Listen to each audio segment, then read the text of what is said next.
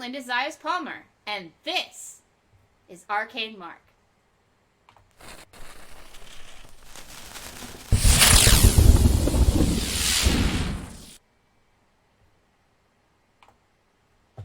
Welcome everyone to Arcane Mark. Our episode today is GM Tools Remote Gaming.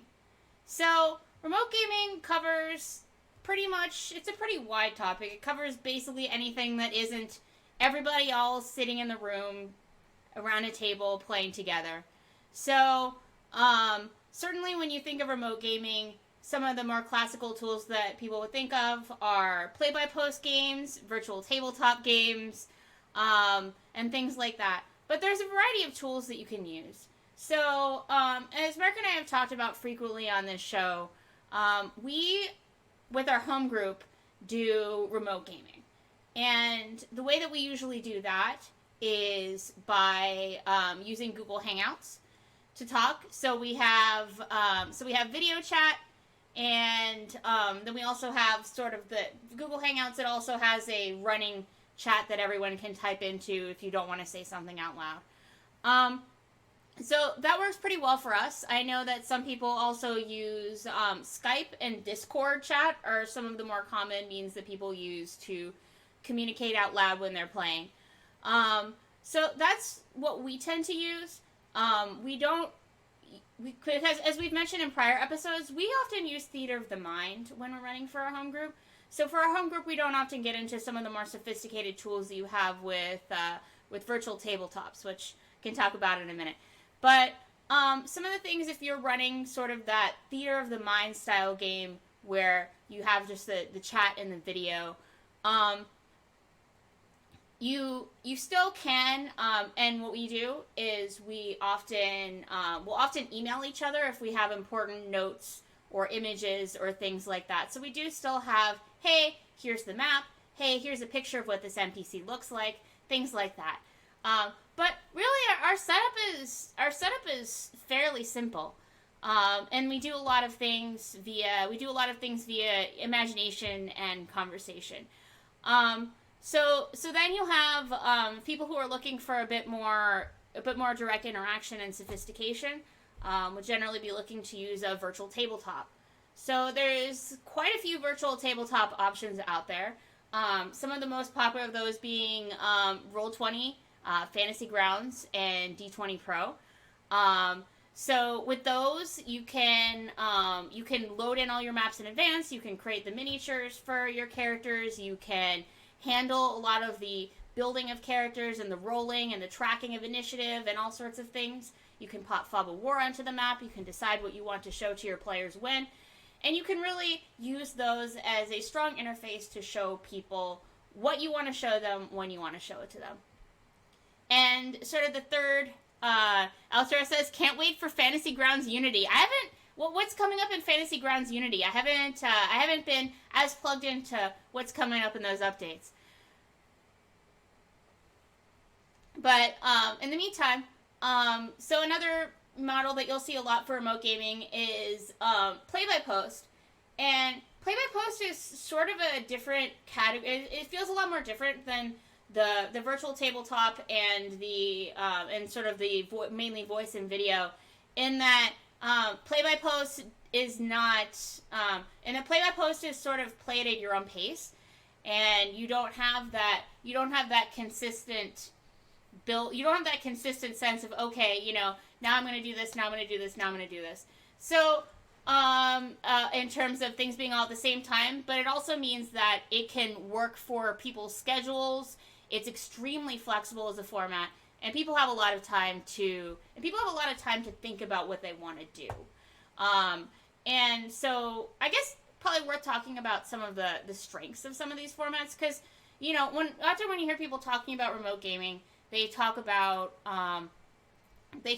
like, say, its weaknesses compared to gaming in person, that you can't, that you're not all sitting around the table at the same time, and you can't necessarily, you don't have that same feeling. But there's a lot of really great things about remote gaming too. So as Numbat said, it's great. Play by Post is really great for developing role playing. It's really great for people who are busy, who have different schedules, for people who are living in different time zones, for people who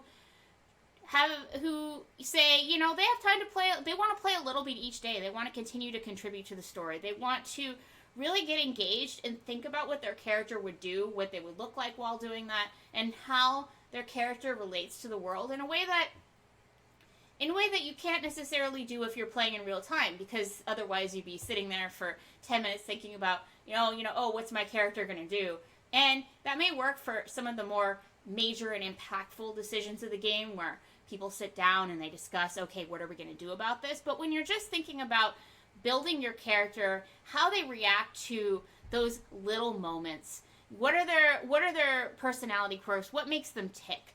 I mean, when you're sitting down at an in-person table, you're not going to sit there and describe the way that your character's brow furrows necessarily, or the way that they fidget, or the facial expressions they make, or things like that, and the kinds of rich detail that you'll get in a play-by-post. And I've certainly found that I have characters that I've played in a play-by-post for a Pathfinder Society that I feel that I know better, that I feel that are more solid, that are more fleshed out, that are more interesting at level 2 than characters that I've played in in-person games all the way through level 9 or 10. So I really recommend, if you have a character in Pathfinder Society or Starfinder Society, giving play-by-post a try. If you're really looking to bring that sense of your character to the next level and enjoy them that much more going forward.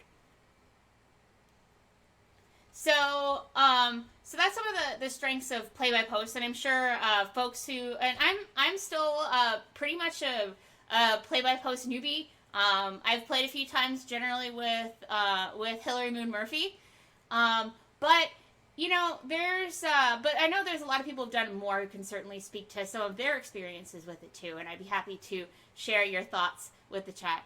So also, and I can go back and mention those. So also, when you're looking at more of the virtual tabletop experience, the fact that the virtual tabletop allows you to preload anything that you want and have it up in sort of that separate tab so that you can pop it up as soon as you need it. Comparing that to a physical table, where you need to spend the time to take out the map, you need to spend the time to put out the minis, you need to spend the time to move things around. If you're going to be doing Fog of War, you need to find some way to hide that information on the table. Whereas with the play-by-post, you can really have everything pre-prepared. Not play-by-post. A virtual tabletop, you can really have everything pre-prepared so that it says, okay, I need this handout, boom, share this handout with these people. And when I say with these people, virtual tabletop programs really make it easy to customize what information goes to which of your players. So if you're playing a campaign that has some sort of secrecy or intrigue or things like that, then it can be a really easy way to, if you're doing it in person and you need to be like, oh yeah, everybody, these 3 people go to the other room, or here, let me hand this handout to you guys. So I found that, my experience here is primarily with D20 Pro, although I did run some beginner box content on Roll20, but I found that it's really nice for just sort of that dynamic, boom, okay, look, I've got it all set up, here's this map, here's this miniatures, we're ready to go, and it's just really nice for that, in my experience. Let's see, so Jonna says that her husband had a PC he played in a real-life game, had a great time with, but when he recreated the PC for Play-by-Post, he felt he didn't really know what to do with them. The PC had a great surface shtick, like funny catchphrases, but he hadn't spent a lot of time thinking about what he was under the surface. Yeah, exactly. That's exactly the same sort of feeling I was talking about, where Play-by-Post, when you're trying to portray your character, because with Play-by-Post, if you're posting once, twice, maybe 3 times a day, you really have that time to think about how you're going to craft that post and what you're going to say. And generally in play-by-post, a post that's just, okay, I roll an attack roll, here's the dice. Like that kind of posting's not really encouraged because it doesn't really move the story forward. Sebastian says GMs use Roll20 as a map with a screen on their kitchen table. Oh yeah, that totally works too. To use these online tools as a supplement to as a supplement to in-person gaming, and to pull in some of the strengths of those virtual tabletop programs. Yeah, I have seen GMs do that too before. That's really cool. Um, so let's see. So I was talking about some of the strengths of a virtual tabletop, and then back to sort of the way that my group does it is sort of virtual. I guess it's kind of like virtual tabletop, but with fewer some of the few of the things you get from that. But it's mainly just about, hey, let's talk, and let's describe things out. And so I would say that doesn't necessarily have strengths over virtual tabletop, other than that it's easier to do when people are on the move. So, for example, with our home group, we have people who some people who travel a lot, people who are in completely different time zones, people who may be playing from their phone and not from a computer, people who may be playing from computers where maybe they can't necessarily have all the programs running or installed or things like that. It also is because our group does theater of the mind anyway and is used to that. It's also a lot faster to set up. So you'll have things where, say, someone will get up in the middle of a session and they'll take their phone with them, and they're gonna go make dinner, because it's in the afternoon for some of us, but it's dinner time for them. So they can keep playing while they're making dinner. And so that's super convenient for our group. Nomad points out shared Google Slides and Discord chat works as an easy setup to a virtual tabletop simulator. Yeah, that's awesome. Like I said, I don't have as much personal experience with some of these things, so I'm certainly happy to bring up the suggestions from the chat. So I guess that's sort of a quick summary of some of the advantages of these different mediums. But I also want to talk about, and I wanted to start with those, because I know that, like I said, people sometimes talk about how the disadvantages first. Sebastian recently played in a game with the GM using his phone's internet hours before Skullcon opened for him. It was kind of neat. Yeah, VTTs are a great way to play with gamers from all over the world. And they really help people. Not only are they a great way to meet people who are from all over the world, but they're also a great way to keep friends together, really. I mean, like I've said with our home group, Mark's and my home group, we've spread all over the place, and we still play all the time, and I really doubt we would still all be in contact if we didn't have these sorts of tools and these ways to connect with each other. So, right. So where I was going with that is with handling some of the challenges that you might get with these various mediums, and how to make sure that your game still flourishes. So, so with virtual tabletop, the main difference that you don't necessarily have is I guess with the way that my group does it, where you have the sort of the video chat, you don't necessarily have as easy of a way to hand information to provide information to players. So, if it's like, okay, let's email the map or things like that. When we do want to have a map, that doesn't necessarily come across as clearly. Sometimes we'll be doing things where we'll send maps of areas to people and then describe out, okay, so it's in this, okay, here's a map, I've drawn an X in this square, here you go, this is where this thing starts and this is where you start, and things like that. So really, at least in my experience, when I've been running games and I felt the need to go into these more details, I've tried to pull in the virtual tabletop for that. If you're playing with a means that does not have video chat, there's a lot that you can lose in terms of people's facial expressions. And I know some people, particularly this is something that happens with me, is that if I'm playing with people that I don't know really well, and I just hear their voices and I don't see their faces, then I actually can have trouble telling them apart or tracking what's going on. I find that a lot more challenging. So that's a challenge that I have there. But So in terms of if you don't have the video, you're not necessarily seeing the expressions of the other players. You're not necessarily catching some of the subtleties of what they're doing. And also, I found that when you don't have the video, sometimes people can be less engaged. I mean, I guess like nobody cares necessarily if people are playing in their PJs or whatever, but if nobody can see you, there's a lot more temptation to be doing something else. A player who may not pull out their phone or pull out another game or something like that, when they're sitting in person at a table, that barrier, that distance of not being able to see people makes that feel a lot more of a natural and okay thing to do. So you'll maybe Outro says, I have to find myself doing gestures even if nobody sees me. Yeah, losing out on the gestures, especially when you're trying to portray an NPC that may have gestures that would be as a way to recognize them. Sebastian says, yeah, players tend to get distracted. They tend to get distracted, and also as the GM, you can lose out on those cues of engagement that you get. So if you can't tell whether players have pulled out their phone, then you also don't necessarily know if they're really focused. So I would say that if you're running a game and you don't have that video feedback, and you're doing, say, a VTT or something else like that, then it's all the more important to practice good spotlight sharing among your players, to make sure that you're checking in with various people.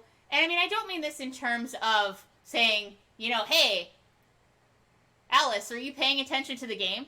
But I mean it more in terms of making sure to be more and more careful about scenes where one character or a few of the characters are getting all the attention. And then checking in with and then making more effort even than usual to say, like, okay, yeah, so you're talking to the guards here. Fumbus, what are you doing while they're conversing with the guards? If the Fumbus's player hasn't jumped in as part of the conversation. So, but, on the one hand, I say, distraction can certainly come up on those. But on the other hand, if a player does have a distraction or something else that happens during the game because they're busy or because that's just kind of how they roll and they prefer to have the game and something else that they're doing, then it's a lot less distracting for the other players if you don't have the visual of the player. Because, I mean, I have had the experience of someone pulling up a laptop and playing Warcraft during one of my games. And, like, I guess if they're gonna do that, because they weren't necessarily interested in what was going on in the social encounter and things like that. So then like, I guess if they were gonna do that anyway and they decided, I'm not gonna be engaged with this, like, it's pretty out there if they're doing that in front of anyone else. But if they're doing that and nobody else really sees it, and they're still, it's a lot less distracting in that way. When the GM does it, it's kind of frustrating. So you have GMs who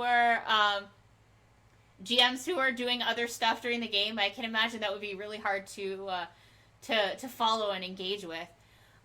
So yeah, I mean, it's, especially if your players are playing in vastly different time zones, and you're like, oh yeah, okay, this person's gonna go make dinner or whatever, or this player has a shorter attention span and needs to take a break, then this can mask these sorts of things and make it a lot less obvious. You try to have this happen in real life games, someone going to the other room, watching TV, saying, tell me when it's my turn, or tell me when this conversation's over. I mean, it's a thing that happens in real life games. But yeah, I agree with Sebastian that if people are going to be distracted, no matter what, I would rather not notice it, right? Because no matter how much on your game you are, players have real life, and they may be interested in participating in some parts of your session, but they may be exhausted, they may have other things that are going on, they may just not have the mental bandwidth to fully engage, but they still want to spend that time with people. Yeah, so I think that's some of the things that happen with if you're not able to see each other. And this is more in the virtual tabletop, the sort of real-time sense. With play by post, you don't have that visual, but it's also, it wouldn't be obvious anyway necessarily if someone was doing something else while they were playing because you're posting. But you also then with play by post don't have the audio generally of what people are saying. So that's why it becomes all the more important to thoroughly describe what's going on, to describe the scene. And so while you don't have that immediate feedback, I find that play by post jams can really get across a lot of content through the words. And one of the things that I find with play by post too is that players can actually be some players can be more likely to pick up on the subtext in play by post, because play by post gives an incentive to really spell things out. And you really can in play by post. This is something that wouldn't feel natural in an in-person game. But if you use sort of out of character text and talk about, how your character's feeling or what they're thinking or things like that, and give the other players more of a window into what's going on internally with the character. I've also found in, again, my limited experience, that people are more likely to go ahead and include sense motive style information for if there's anything going on under the surface, because again, a play by post is going to be a lot more carefully considered than any given point of a in-person session. So particularly with players whose real life sense motive isn't that high, they can really get a lot more out of a format that puts a large amount of focus on description and really getting into the details of that, as opposed to noticing the subtleties of tone of voice and body language in the moment. And I suppose another thing with another challenge that can certainly come up with play by post is that yes, but it can be hard for the GM to read a table in play by post, especially because this isn't something that has any sort of real time expectation. So if a player hasn't posted in a while, or a player, it's hard to know how much the players are enjoying the session and things like that. So a lot of play by posts have an attached discussion channel or some other way for people to converse. So I've been doing a long-term play by post that's actually for the Pathfinder Adventure Card Society. Card game online is really awesome. When I first heard about it, I was thinking, how do you even do that? But there's some really excellent tools for modeling your deck and for running games that our play by post community on the adventure card game side has. But we have a Google Hangout chat that we just have as a running chat, and we'll chat with each other. We'll let each other know when we are going to be gone for a little while. We'll make little jokes about what's been going on in the game and cheer each other's successes and bemoan each other's failures and things like that. So what I would say is that having some sort of chat that goes alongside the play by post so that people can talk to each other outside of game more naturally, and so that's encouraged. I'd highly recommend that for taking the temperature of the room and checking with people. And it also can be a place to post friendly reminders to remind people that they need to post. Sorry, Hillary, I've not been great about posting on time in the play by post that I'm in. But she has sent me friendly reminders like, I could use your turn, please. So it's because it's not that I am not having a lot of fun. It's just I have a lot going on, and sometimes it's hard to remember. Oh wait, I haven't posted this yet, or something like that.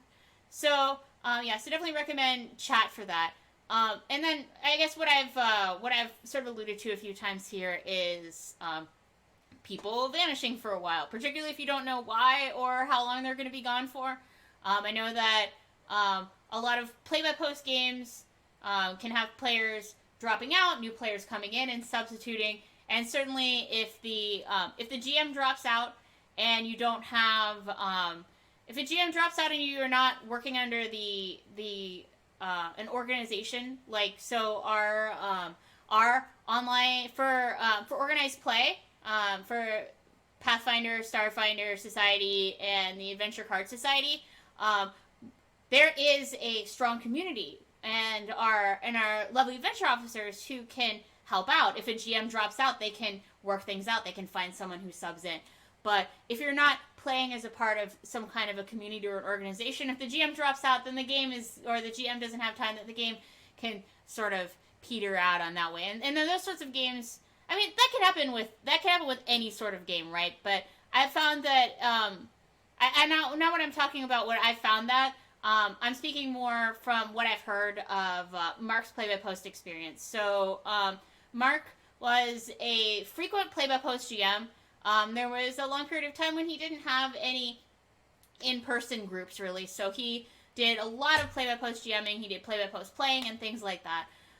So if he were here, he could talk more to that. But I can at least speak to what he's told me about those stories, is that, generally his games that he were in, they would keep going until the GM couldn't make it anymore, and then it's just boom. And then sometimes the GM's ghosted, and that was not great. So again, having that secondary means of communication and getting to know, and how it's also useful because then you're having that out of character chat, that conversation with the people you're playing with and getting to know them.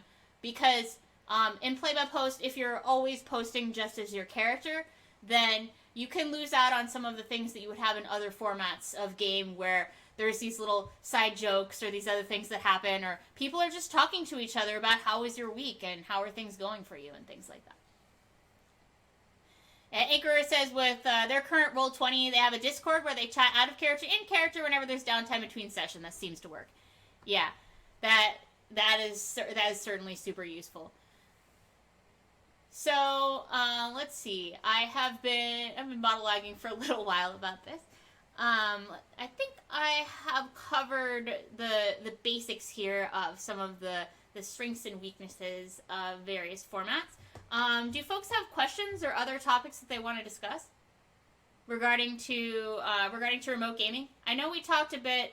We flagged this a bit in horror, our sort of horror talk that we had recently about how do you create some of these deeper atmospheres when you are running a game when you have fewer of these pieces. So I can get into that a little bit.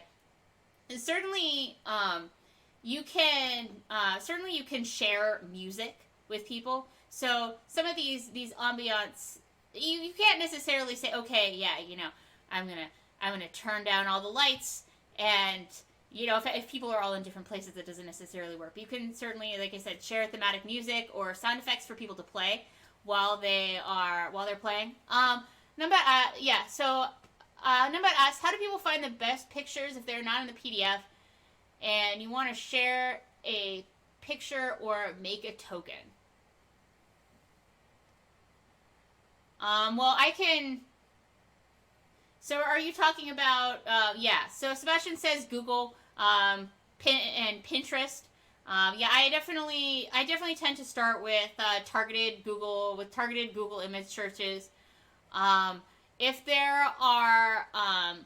there's other media that you enjoy that you are basing characters off of, or things that remind you of certain characters, and you want to go ahead and pull those in, like images of actors and things like that. You're like, oh yeah, this kind of looks like this character. I think maybe they kind of look like this actor in this movie or whatever. Then you can target those specifically, or you can even just look up things like middle-aged man, blue eyes, or whatever, and then get stuff, or medieval blank, or fantasy blank, or things like that. Those kinds of searches can tend to be pretty productive. Sometimes you'll have to scroll down for a while or refine it a little bit by hitting some pluses and minuses for different things. If you see, it's confusing this other term, let's pull this one out. But yeah, Google and Pinterest certainly can be super useful for finding images. Anchor says, unless your group finds you have echo dots in the room and get Alexis turning them off and on during the game. Oh my god, did that happen to you? That's hilarious. Oh, Sirenscape recently released a beta for an online version where each player can loads a player connected to their GM interface that lets him star mods that we stream to the players. Oh yeah, that's awesome. I had not heard of that. Oh my god, Anchor, that actually happened to you, the Echo Dots.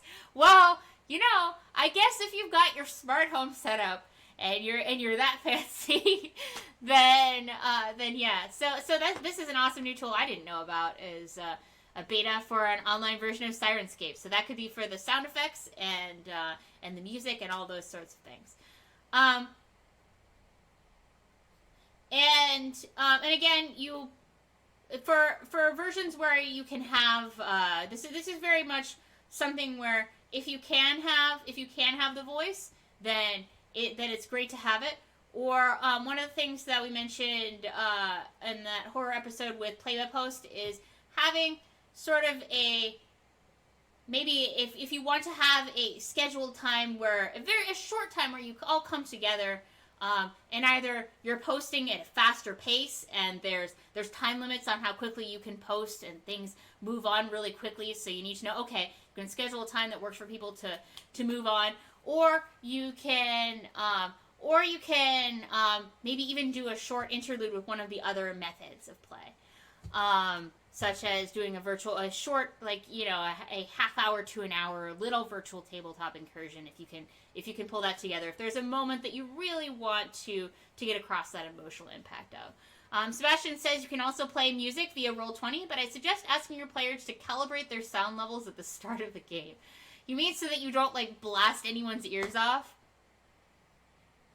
Yeah, I certainly had that experience. Oh, Anchor, controlling a Sirenscape on a PC linked to an Echo Plus of something. Here we go. It's the future of virtual interactive gaming right here. And I mean, it may sound a little out there now, but I don't know how many people would have imagined, 10, 20 years ago that we would have those sorts of devices in our homes. So just the progress of technology is super amazing. Change the sound and the lights at the same time, yes. You could totally do that. So, do we have any other questions or topics that people wanted to discuss? I know I've gone a lot faster than Mark and I usually go when we're bantering, and it's not just sort of me rambling. Has anyone started to take our games into VR? That is really interesting. I don't think that anything's been announced in that regard, but it certainly sounds like something that would be interesting if someone would be investigating that.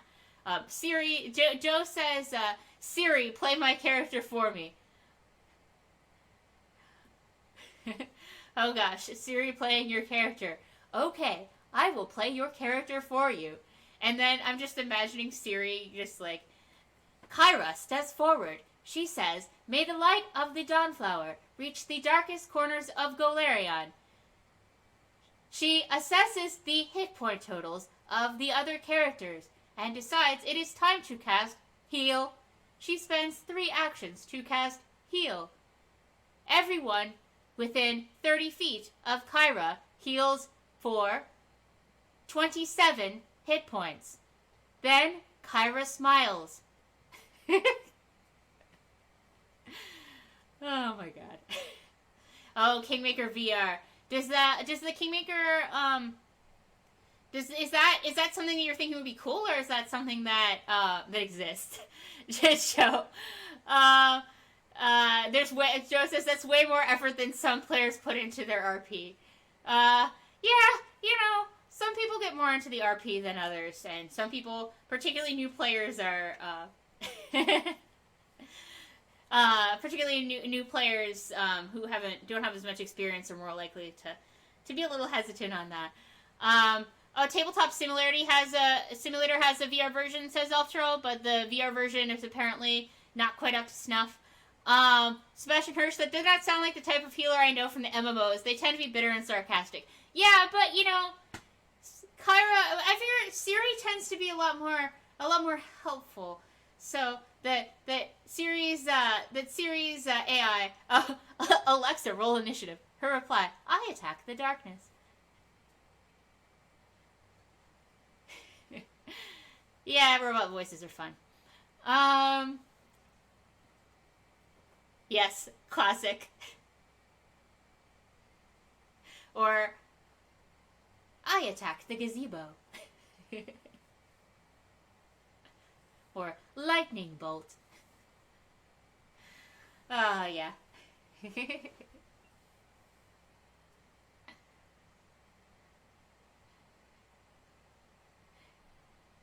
Aw. Don't feel old, Sebastian. Just because I'm mentioning some classic memes. They have nerd comebacks for Alexa. I haven't heard those. I bet there's videos of it. Oh, the dreaded gazebo. Yes, the dreaded gazebo.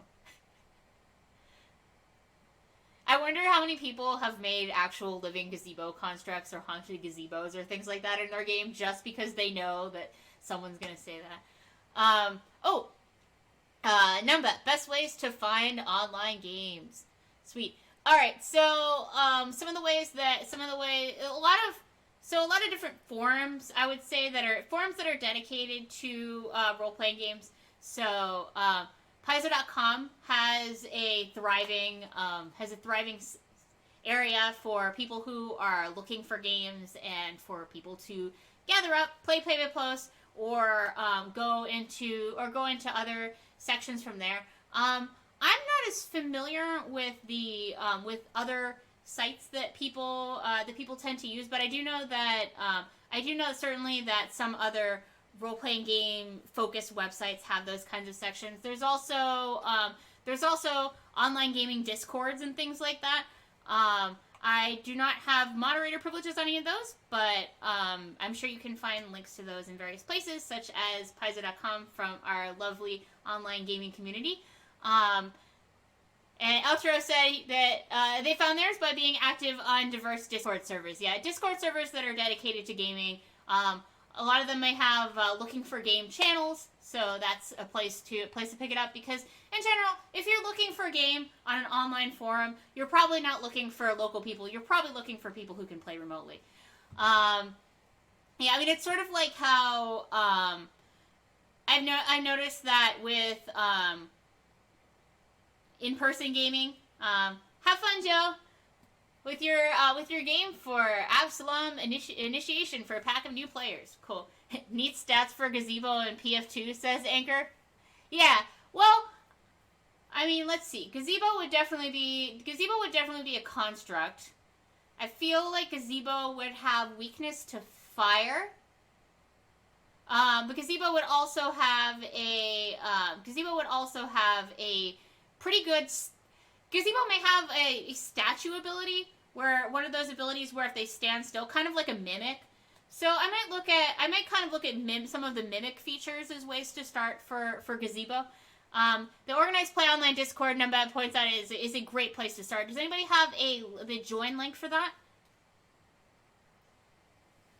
If so, please post it in the chat, and I will read it. Oh, yes, after arrow resistance, a gazebo goil, says Joe Jungers. Yeah, so it could have so that could be resistance to, a weakness to fire, and then maybe a resistance to piercing. I could definitely see that. Gazebo resistant to piercing. I guess the question is whether the gazebo is entirely based off of the gazebo meme, or whether it also has some actual gazebo-like features. So, for example, if there's something where if people have like a party or a wedding in a gazebo, then they may get some sort of a bonus to things for a while, like gazebo-based rituals. What about electricity?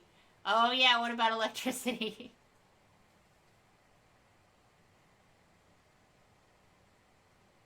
Well, I guess you're probably going to want to use like an axe or something like that, so slashing damage against the gazebo.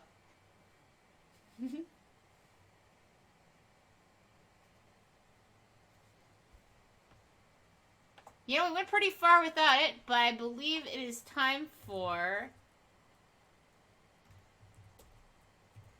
Let's see if I do this correctly. Oh, yes, Discord invite link for the Orgplay Discord is pfschat.com.